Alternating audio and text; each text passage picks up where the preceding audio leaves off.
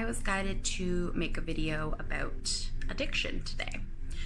And even if you personally yourself do not struggle from addiction, this is still a super important message, I think, to help others in your life or who may come to you for help or advice.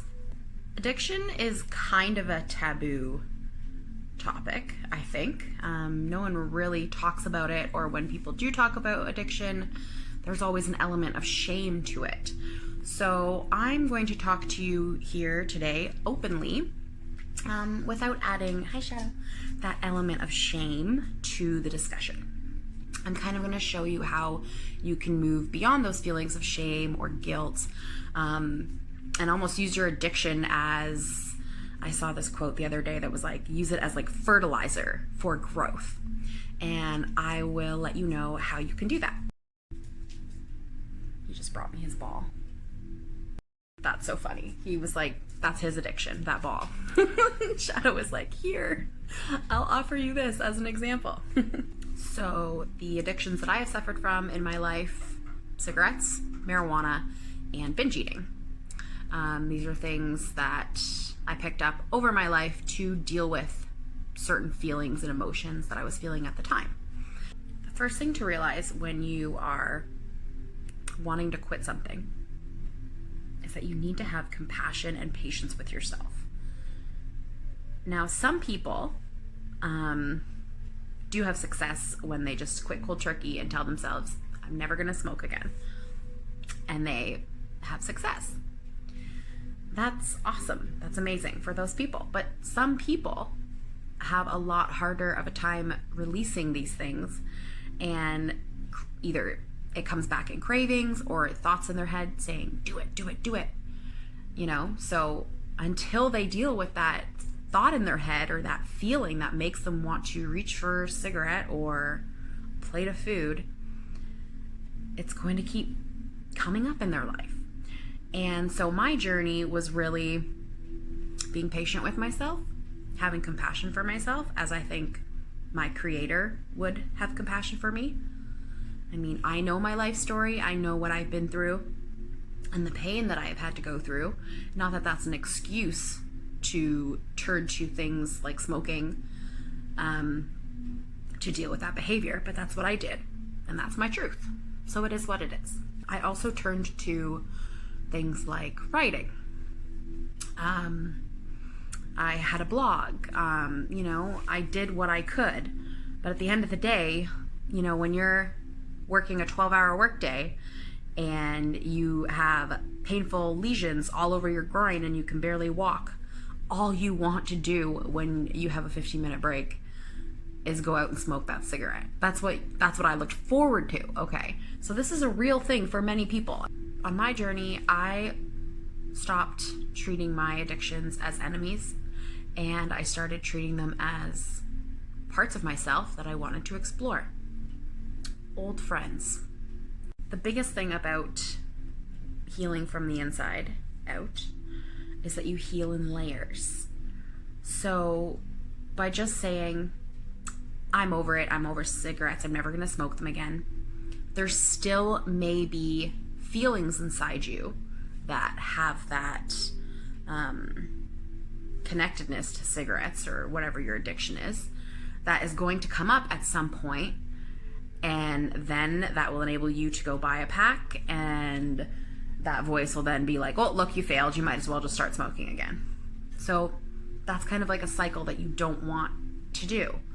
And that starts by not making your addictions your enemies. And that just helps you understand them better. It helps you to be more introspective about, why am I doing this right now? You know, instead of sitting there and smoking a cigarette and feeling guilty, if you were sitting there smoking that cigarette and you're saying, I love myself, I love this experience, I am so grateful for this experience right now, and just bring that energy into every experience of doing something that is behavior that you don't want to partake in anymore. You can do that. You're allowed to do that. No one is telling you that you have to sit there and feel guilty and shameful. And if they are telling you that you have to feel those things, walk out of the room, walk out of the situation, because no, you don't. That is their perception based on their life experiences and the state of their mind. That has nothing to do with you, and that doesn't even mean that it is fact. When you can look at your addictions as friends, then when they come up in you, you say, oh, hello, an old friend is visiting. And you can have a conversation with it. You can literally have a conversation in your own mind with this aspect of yourself. And that is not crazy. That is not a mental health illness, despite what anyone tells you. Having conversations, conscious conversations with your inner self or shadow aspects of yourself is a real thing. So you can start asking yourself, why are you coming up? I'm coming up because I'm in pain. Oh, well, actually, you know what? I think that's more of a repeat of repetitive behavior, because no, we're not in pain anymore. We're past the pain. That's like, we're on our way towards the rainbow. So get with the program. Okay, so I will allow space for this aspect of me to exist in a safe, loving, nurturing, compassionate environment. And by doing that, it's going to start coming up less, because it sees that I don't really need it anymore.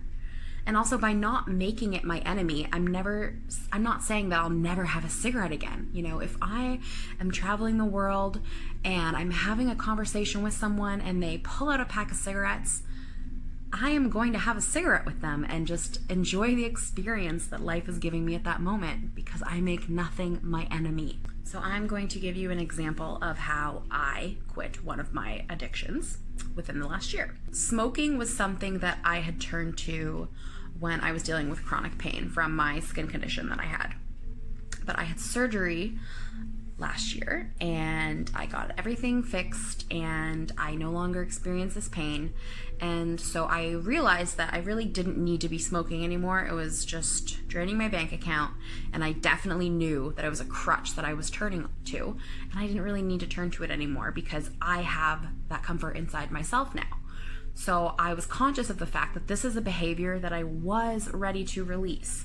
And I think people know when they get to that point, you're like, I'm ready, but you don't know if you can quit cold turkey in one day, okay? So this is what I did.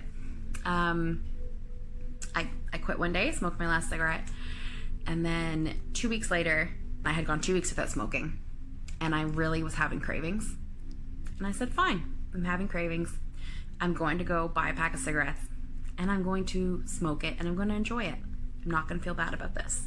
But I basically just kept allowing myself every month for the first 3 months of quitting, I would say, 3 or 4 months, I would buy 1 pack or 2 packs and I would smoke it. And I was like, that's progress. When you're smoking 1 pack every 2-3 days and you go to smoking 1 pack every 2 weeks, that is still progress. No matter what anyone tells you, that is a step in the right direction. Maybe you're not running the same pace of race as they are. Who cares?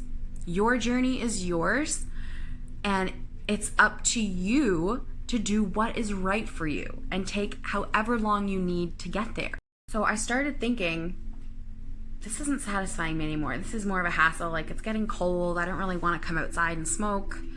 You know how it is smoking in the winter in Canada. And I just got to the point where I was ready. So I do believe, and I know that I have conquered my smoking addiction. And I only did this by loving myself through it, not judging me, making myself feel guilty, shaming myself that I wasn't doing it at the right pace. Nope, I was doing what I had to do for me, and you can do this too. And I just want to add, if someone is judging me for the pace at which I achieve my goals, then those aren't my people, and I'm okay with that. And you can be too. So love yourself through anything that you encounter. You got this. Please reach out if you want help or guidance with this. I would love to help you through this. I got you. Bye guys. Love and light.